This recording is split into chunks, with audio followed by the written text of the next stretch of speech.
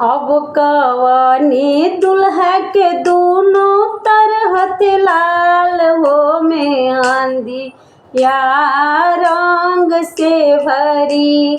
अब कवनी दुल्हा के दोनों तरह लाल हो मेहंदी या रंग से भरी। के तोहर ये दुल्हा मेहंदी रचावे, के तोहर ये दुल्हा मेहंदी रचावे।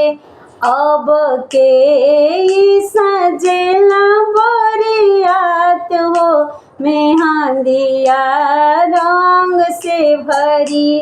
अब के तोहर साजे बरियात हो मेहंदिया रंग से भरी।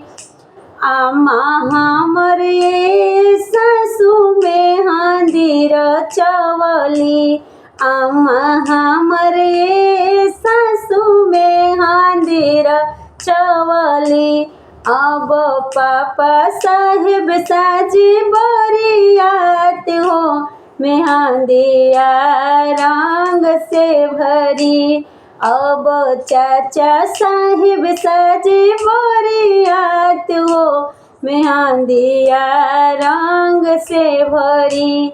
अब कवनी दुल्हा के दोनों तरह लाल हो मेहंदिया रंग से भरी।